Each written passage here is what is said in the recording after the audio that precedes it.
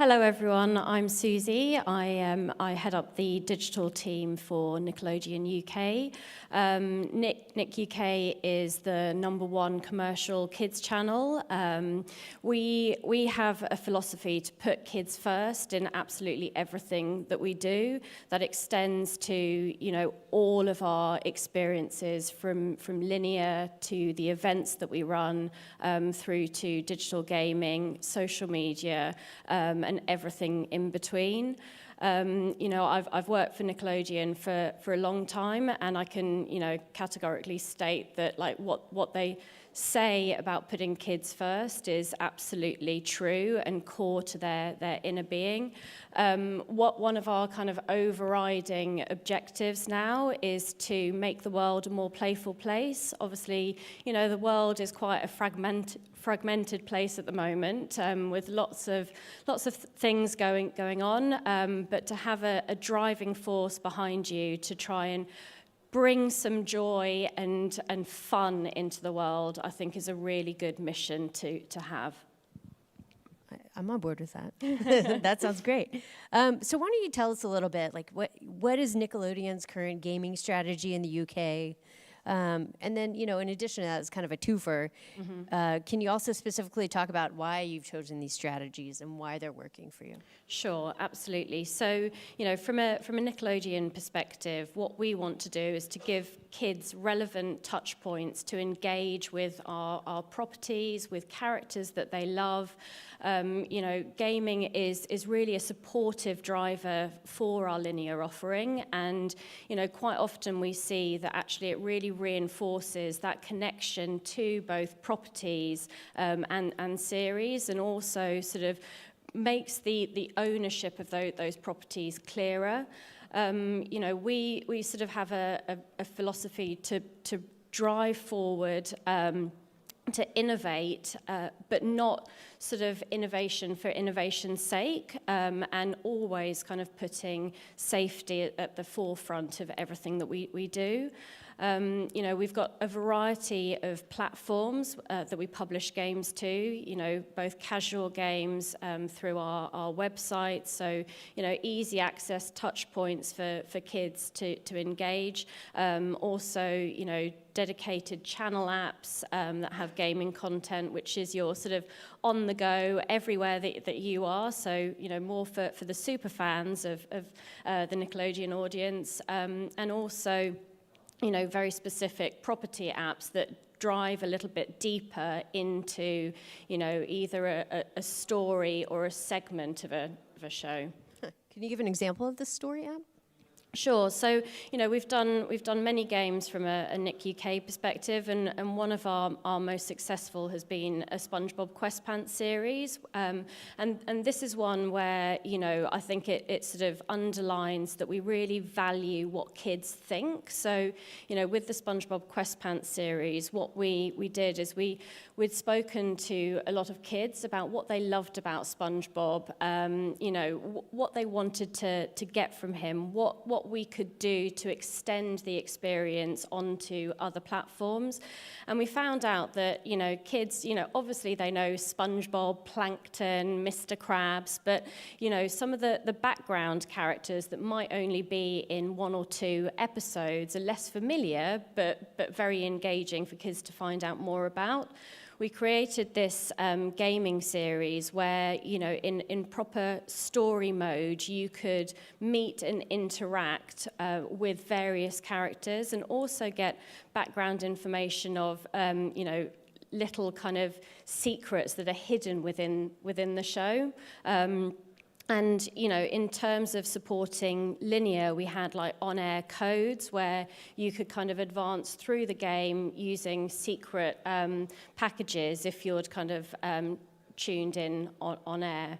I think, also from an innovation perspective, we've looked at multiplayer games, but again, really keeping kids' safety front and center in that development. So this was a game for Loud House, which is a game about a boy called Lincoln who's got 10 sisters. I mean, poor guy. But, you know, in the first game of this series, you were sort of, you were set to kind of get little, you were trying to help your sisters with various tasks to earn enough points to get your comic book. And again, you know, from a linear perspective, it drove ratings 150%. So, you know, I think you can really see the value of offering kids engaging content in many different forms to support the whole picture. So are most of the games that you make are tied to specific characters at Nickelodeon and really kind of also serve as a, you know, brand extension?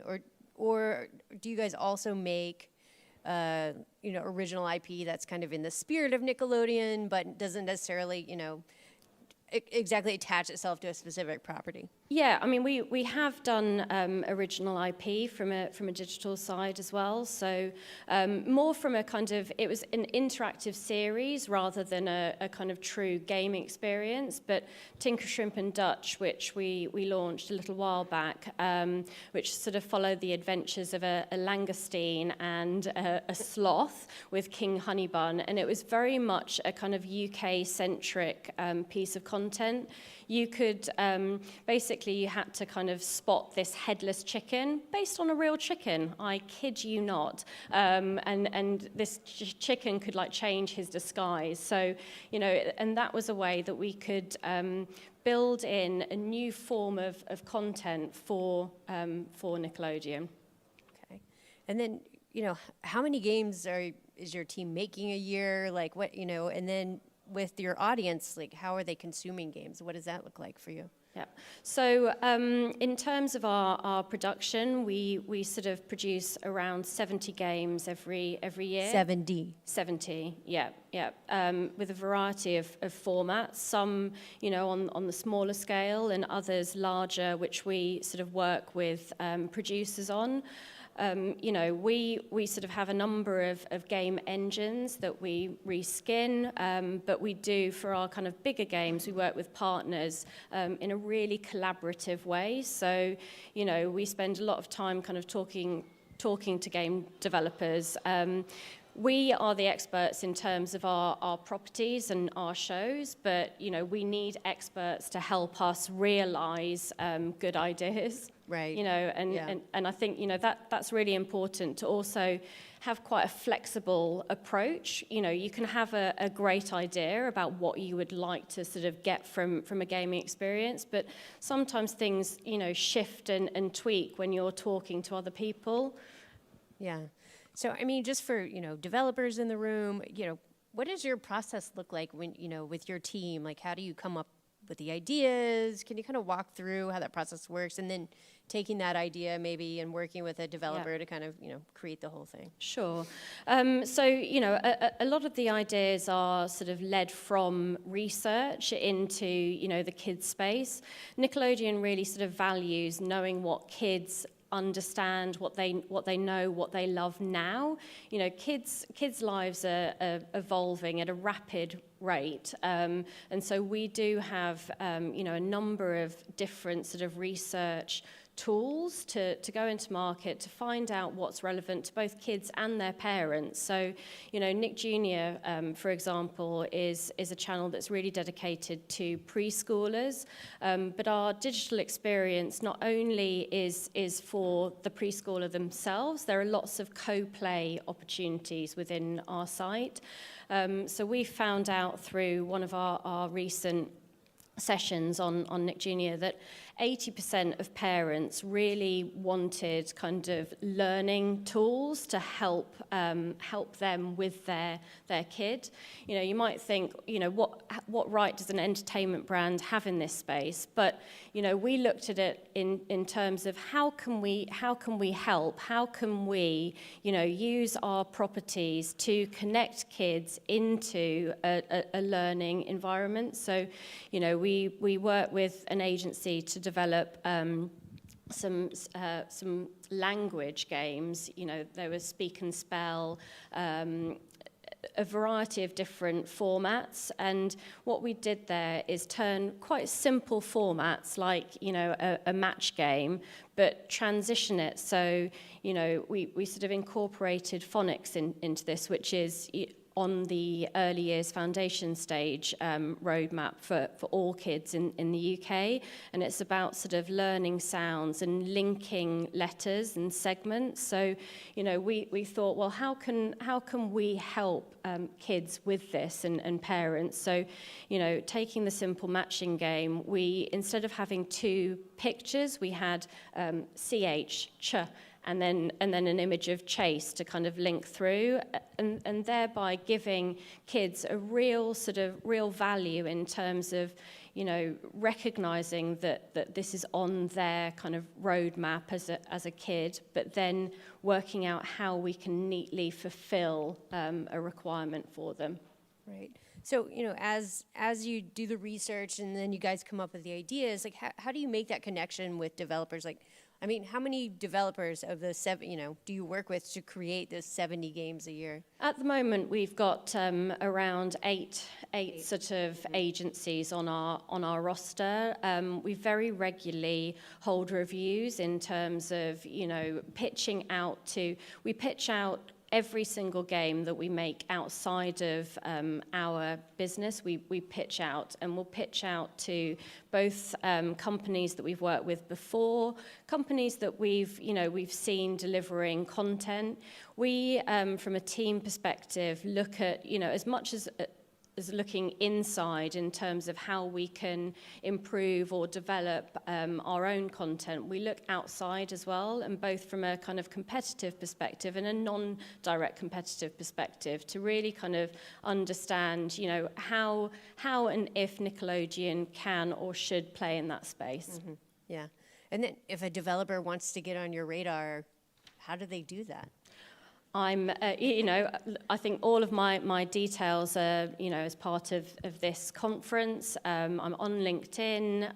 Yep. You know, I'm very sort of open to people, you know, speaking to us. You get new ideas from everywhere, right. And you know, I think it's really important to have that kind of fresh thinking and engage with new audiences. Yeah. I mean, you know, working at Nickelodeon, the U.S. side, you know, I had the opportunity to do, you know, partake in a lot of the kid research, I think, which was always super fascinating. It was actually one of my favorite things. Yeah. Just, you know, talking to the kids, they're so imaginative, and, you know, everything they do is unexpected. Yeah. You know, I would love to hear from you, like, just kind of some specific examples of games that you've worked on, and maybe you've gone with them, you know, to the kids with them, Mm-hmm. and then what you've changed kind of based on what kind of feedback you've had from them. Sure. So we've got a lovely game that we developed for Nick Jr., which is Paw Patrol, Paw Submissions, and in that, you know, you as a kid create your avatar, and you work with the pups to kind of drive through the game. It's themed based on you know, core kind of linear drivers. So we've got an air version, a sea version, and in that, you know, the character is kind of, you as a person are given missions, but you're not within the actual game. Although you know you're there, you've kind of created your avatar. So that game has been the most popular game on Nick Jr. for a considerable amount of time, and we're always looking at how we can evolve and develop it. We've now sort of commissioned a game for Nick Jr. that drives that forward that little bit more, in that, you know, we're creating a Nick Jr. world to kind of look at various properties within the same kind of framework, where you as a kid can develop your own avatar, but actually immerse yourself within the world. So you'll be with, you know, Top Wing or you know, Butterbeans, which is a new series for Nick Jr. Right. That's so great. Do you have any other examples? Yes, I mean, Code It was one thing that we did a little while ago, and this again came out of research. So, we understood that coding was becoming part of kids' curriculum, and so we thought, like, what can we do in this space that's both helpful and fun, that gives kids a way to actually use their new educational framework in a kind of positive and playful way. So we developed Code It with a few properties, and I sort of thought to myself, well, oh my goodness, we're actually asking kids to animate characters, to break them apart, to kind of do new things. I was not very, very sort of good at developing my own animations using this tool. So you might think, well, if I can't do it, I've been working in the gaming industry for quite some time, and I did have nerves about what kind of animations we'd get back from kids. But as you said, they are so surprising in terms of what they can actually do, and to the extent that after 8 months of Code It being on our site, we were busy going back to the agency, looking at what additional features and surprises we could add in. We get thousands of Code It animations from kids that we sort of review, and I think that's a really positive experience. Learning, I think, one of the greatest fundamentals is never underestimate kids, because they will surprise you. Yes, so true. While playing games and otherwise, right? Yeah. So do you have other best practices that you'd be willing to share with the room? Just kind of, things that developers would need to know about making games for kids? Like, what are some must-know things? I think, as the speaker before was saying, safety is a really important consideration, and making sure that you're kind of doing everything in your power to make games safe for kids is an absolute imperative. Never underestimating them. Speaking to your audience, I think, is really, really important. From a Nickelodeon perspective, we've got a variety of ways that our audience can engage with us, both, from a website perspective. We've got Contact Us, we've got, a YouTube account whereby we actively listen to the comments that we're getting through. Research your audience, and don't assume anything. Right. Yes, that's so true. I mean, so, to talk a little bit about innovation, like how many SpongeBob games have you made at this point? I mean, there are hundreds of SpongeBob games, literally hundreds. But he is the figurehead for Nickelodeon. It's his 20th birthday coming up this year, and I think although it can be difficult thinking of new ways to represent SpongeBob in a digital game, it's also exciting because like what can you do next? Like, how can you evolve that property? And I think some of the things that we've done, our first second screen initiative, whereby you were kind of playing a quiz alongside episodes in Sponge Master. Quest Pants obviously was a sort of new series approach to how to kind of really reflect what kids were asking of us. There are a variety of SpongeBob apps. From the US side, we got the SpongeBob Moves In, and I think there are always ways to kind of, evolve and grow your gaming collection for properties, especially, great ones like SpongeBob. Right. I mean, where do you see Nickelodeon kind of standing in the kids gaming landscape right now? And when I think about kids games, and, I have a 7-year-old who plays games. We're a big gaming family. Yeah. They play Lego games, they play Roblox, they play Fortnite, they play Minecraft. That was the other one I was trying to think of. Like, where does Nickelodeon kind of fit into the big gaming, landscape for kids right now? Sure. I think Nickelodeon has got a really solid place in kids' lives, and certainly, what we hear from research. But I think, you know, being such a leading commercial kids content company as a whole, having a variety of ways to engage with kids, not just from a kind of linear perspective, but also with on-the-ground events, you know, retail tours, like consumer products. I think you know, we've got some of the best loved and most engaged characters, you know, in the world, and also a real desire to kind of make sure that kids have that moment of escapism. They've got an opportunity to play, but alongside that, giving them things that really actually resonate with their real lives, you know, like the examples through Code It and the Learn engines. You know, staying on top of things that are happening in their lives is very important. Right. You know, I just think in light of this week, you know, the World Health Organization, like, classified gaming disorder as a thing. You know, we've just heard a bunch of research about, you know, parents are concerned about how much their kids are playing, if they're playing 2 hours a day. I mean, I think my son plays more than that sometimes, which, yikes.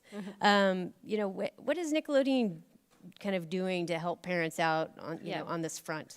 I think that's a great question, and obviously really topical at the moment. You know, I think balance is so important. What Nickelodeon offers is a variety of experiences, like, within the digital framework. So, you know, some small snackable gaming experiences to, you know, deeper, more immersive gaming experiences. I think, you know, we obviously need to be aware of what's happening from an industry perspective and how we can, you know, deliver the right sort of products and experiences for kids. We also, you know, publish a variety of kind of like toolkits and help articles for parents. I think it's really a shared responsibility between, you know, us as content owners and developers, you know, schools. Likewise, I have a 6-year-old son, and, you know, I quite often get newsletters back, you know, saying, please be aware of these games. So, you know, I think we really, like, all need to take responsibility. They are they are the future. They are the sort of the powerhouse, and they do need to be protected, which is why, from a Nickelodeon perspective, we do everything within our power to make sure that is true from a UK perspective. Right. And globally. Yeah. I've actually, you know, got a clip as well from SpongeBob, seeing as, you know, clearly he's a firm favourite within the audience, but just really to kind of highlight, you know, that we do listen and react to kids. So this isn't a gaming example. It's a piece of content that we've published to our YouTube channel, but it's about the fact that, you know, Nickelodeon is not afraid to kind of, you know, hide away from comments. We will publish comments, you know, in any shape or form, as long as they are safe and appropriate for our audience. Do you actually play it?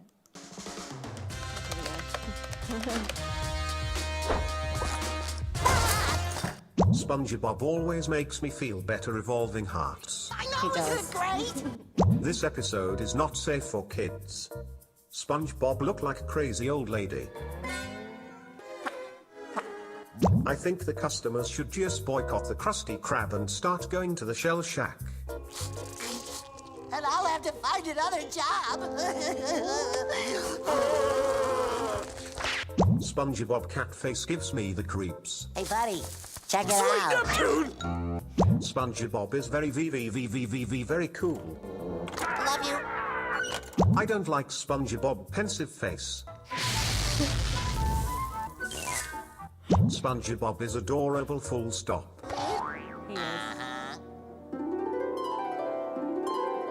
SpongeBob never gets old, exclamation mark heart. Pretty cool, huh, kid? What is the secret formula? I will talk to you until I go out the bar. SpongeBob is a maniac, exclamation mark, question mark. SpongeBob is the best. SpongeBob, it's my hero heart. They called me a hero. That's great. Love that. All right, time's up, but thank you guys, and thank you, Susie, so much for being here Thank today you. and letting me. Great speaking with you. Yeah, it was wonderful. All right, thank you. Thank you.